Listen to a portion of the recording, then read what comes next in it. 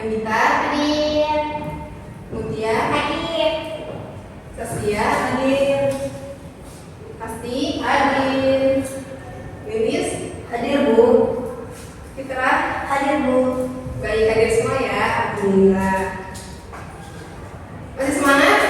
Semangat, Bu. Jawabannya kurang semangat. Ini coba kita cek sound dulu ya. Semangat pagi. Luar biasa. Oke, boleh ditambah luar biasa deh kalau gitu. Semangat pagi. Sekali lagi ya. Semangat pagi. Tepuk tangan. Jadi di pertemuan sebelumnya kita sudah belajar mengenai tentang kegiatan ekonomi. Ada yang masih ingat apa itu kegiatan ekonomi? Saya, Bu.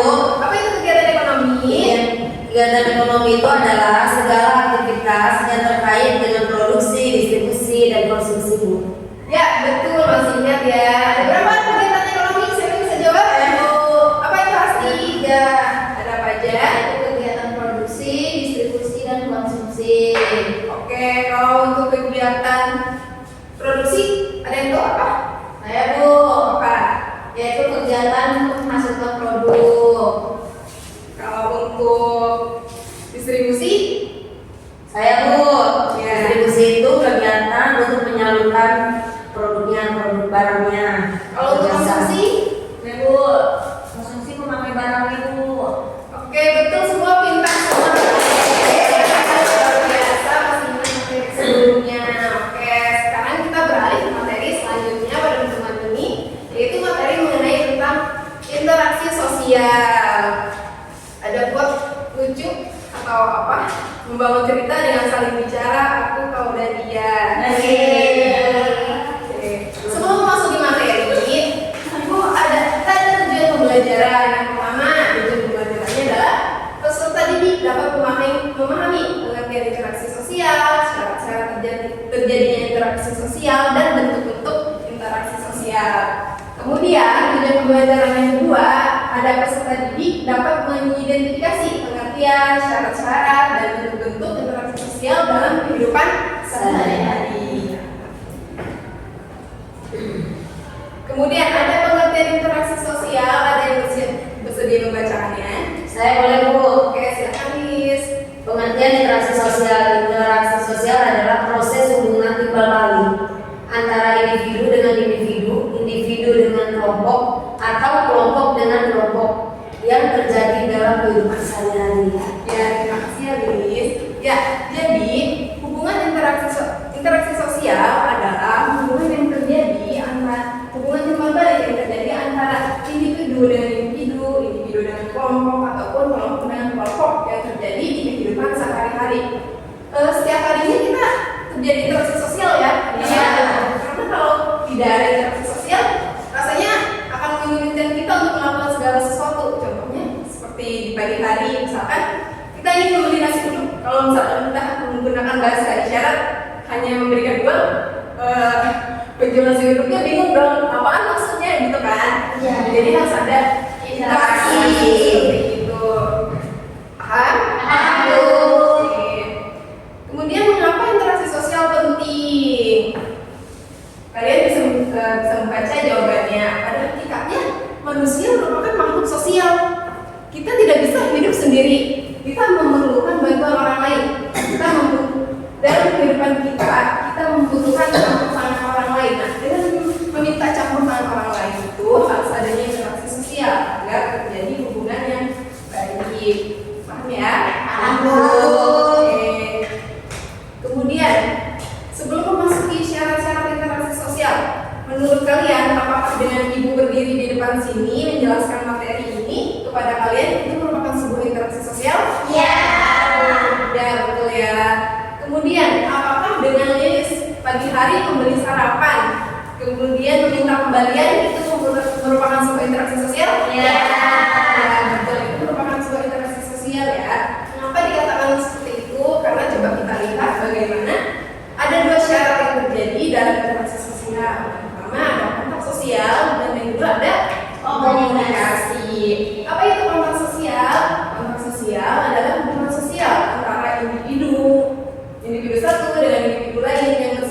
langsung seperti sentuhan itu seperti bersalaman ya, jabat tangan. Kemudian ada percakapan seperti ibu bercakap kepada kalian, menanyakan kabar kalian ya di depan sini. Kemudian itu bisa cakapan maupun tatap muka sebagai wujud aksi dan reaksi. Jadi ketika ada kontak sosial, ibu menatap wajah-wajah kalian yang sangat ceria ini, dan sepertinya masih semangat ya, semangat untuk menimbulkan aksi dan reaksi. Ibu beraksi dan kalian bereaksi, memberikan tanggapan. Kemudian yang kedua, komunikasi. Apa sih komunikasi? Ada yang bersedia membacakan? Ya Bu. Ya, silakan Bu ya. Komunikasi adalah proses penyampaian pesan dari seseorang kepada orang lain yang dilakukan secara langsung maupun melalui alat bantu agar orang lain memberikan tanggapan atau respon tertentu. Komunikasi muncul setelah kontak berlangsung. Ada kontak belum tentu terjadi komunikasi. Ya betul. Ada yang sudah paham dengan maksudnya? Sudah? Ada lagi? Paham ya. Jadi kenapa sih komunikasi muncul setelah kontak berlangsung? Karena harus ada dua orang. Iya, harus ada dua orang. Karena harus satu orang itu hanya dia sendiri dan komunikasi. Bisa dijelaskan? Bisa. Oke. Jadi kenapa dapat dikatakan komunikasi muncul setelah kontak berlangsung? Karena jika tidak ada kontak sosial, tidak akan ada komunikasi. Kita perlu menatap muka terlebih dahulu, atau kita perlu bersalaman terlebih dahulu kepada seseorang untuk menciptakan sebuah komunikasi agar adanya chemistry di antara kita. Gitu. Sampai sini ada yang ingin ditanyakan? Tidak, Bu. Oke, selanjutnya bentuk-bentuk interaksi sosial ada dua. Yang pertama adalah interaksi sosial asosiatif, yang kedua interaksi sosial disosiatif. Apa sih interaksi asosiatif? Interaksi asosiatif itu interaksi yang mengarah pada hal yang lebih positif, dan interaksi disosiatif itu interaksi yang sebaliknya, mengarah pada hal yang negatif, gitu ya. Oke, selanjutnya, nah ini ada beberapa interaksi sosial asosiatif, sorry.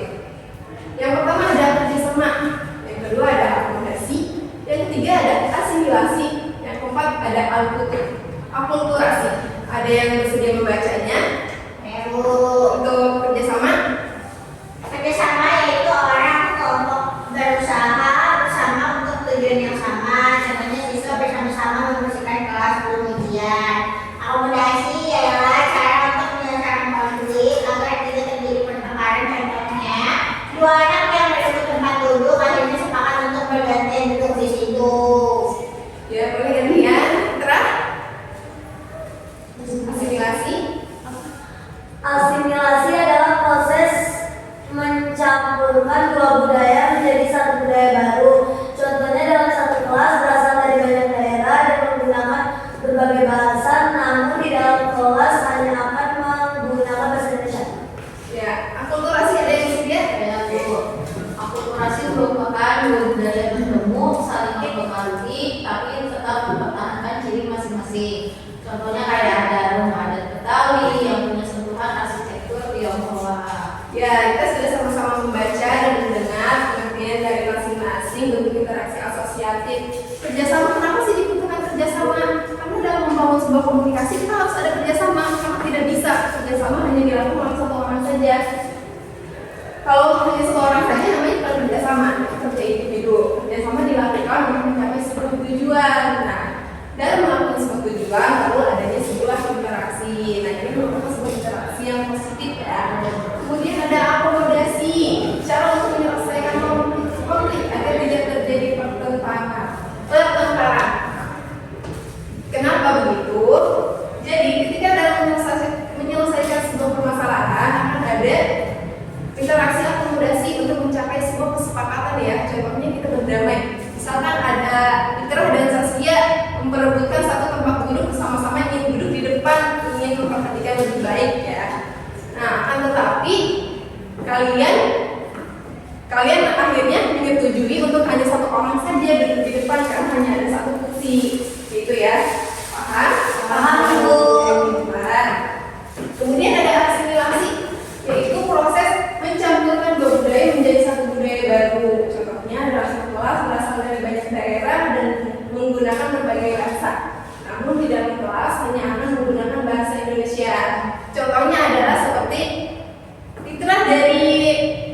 bahasa Fitra biasa menggunakan bahasa Betawi. Nah, Saskia biasa menggunakan bahasa Sunda, Lilis biasa menggunakan bahasa Jawa. Akan tetapi dalam kumpulan kelas ini kita hanya akan menggunakan satu bahasa, bahasa kesatuan, bahasa Indonesia. Paham ya? Paham Ibu. Kemudian ada akulturasi. Akulturasi, dua budaya bertemu, saling mempengaruhi, tapi tetap mempertahankan ciri masing-masing. Contohnya, ada Betawi yang mempunyai sebuah arsitektur Tionghoa. Jadi rumah itu berbentuk ada Betawi, akan tetapi di dalamnya itu ada sentuhan Tionghoa ataupun Eropa ya, seperti itu. Paham? Paham, Bu. Oke.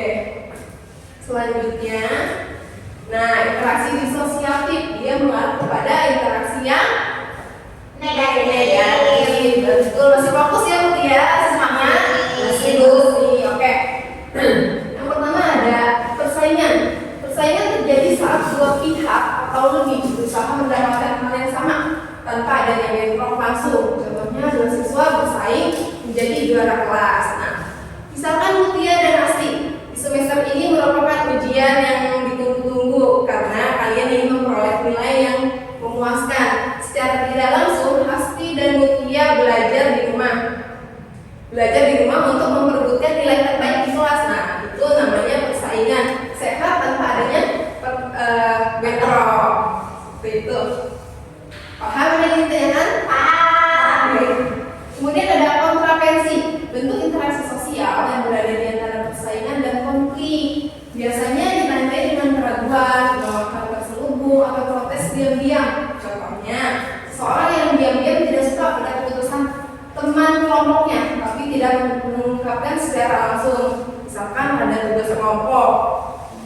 Nah, di tugas kelompok ini kita mengerjakan sebuah tugas, misalkan kelompok Mutia, Anita, dan Saskia ada tugas membuat proyek peta.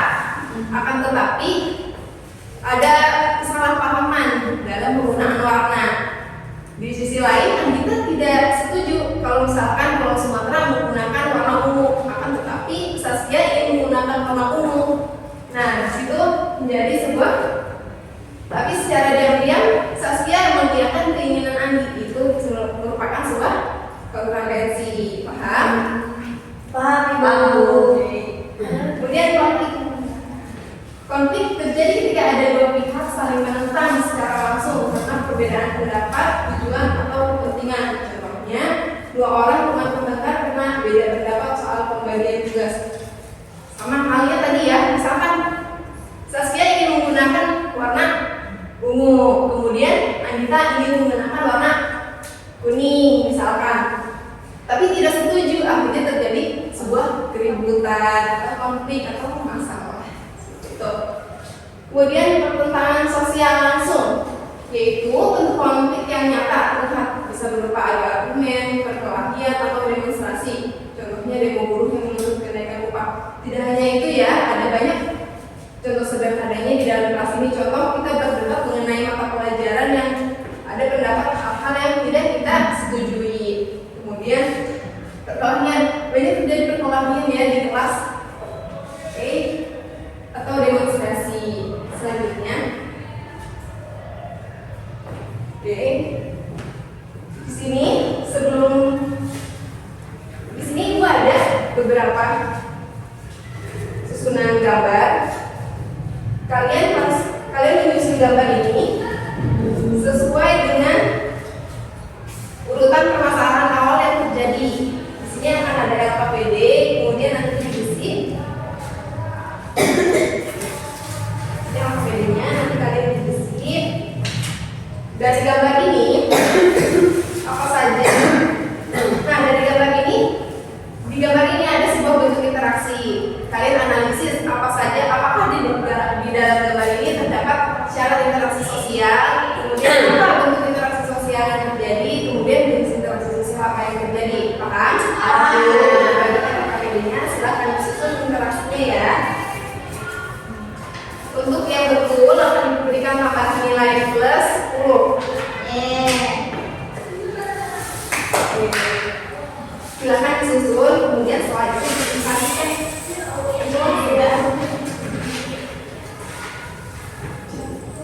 Bentar dulu.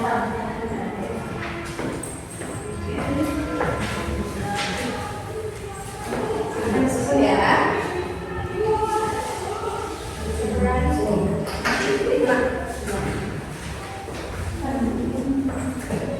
Waktunya 3 menit ya. Cukup. Oh iya, lupa, maaf. Ini nanti kedua lihat, silakan disusun. Oke.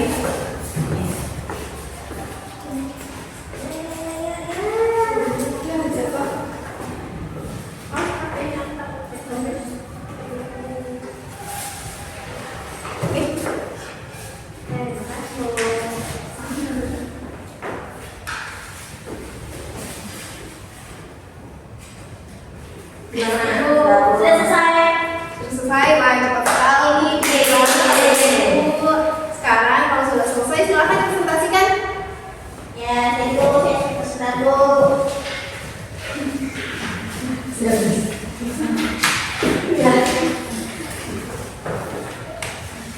Nah, ini kan di sini kan ada gambar. Ya. Lalu saya akan mendeskripsikan. Ayo.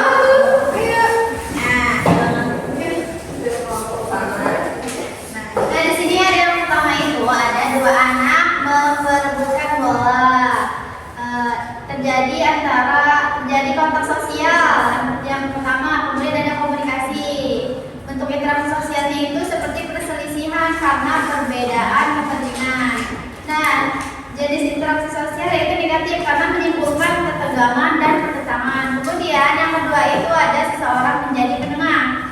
Syarat interaksi sosialnya itu ada kontak sosial dan juga komunikasi. Kemudian bentuk interaksi sosialnya itu ada akomodasi, usaha untuk menyelesaikan konflik. Yang ketiga, dan kemudian jenis interaksi sosialnya itu positif. Yang ketiga ada anak-anak diberi nasihat dan mendengarkan. Kemudian yang keempat, anak-anak bersalaman dan juga saling memaafkan. Yang kelima, bermain bola bersama. Nah, yang keenam, teman lain ikut bermain. Sudah beda. Apakah kelompok 2 sama atau berbeda? Sama. Ya, ya. Tepuk tangan. Ya ampun. Oke. Nah, sekarang sudah paham semuanya ya apa itu interaksi sosial. Ada yang masih ingat apa itu interaksi sosial asosiatif?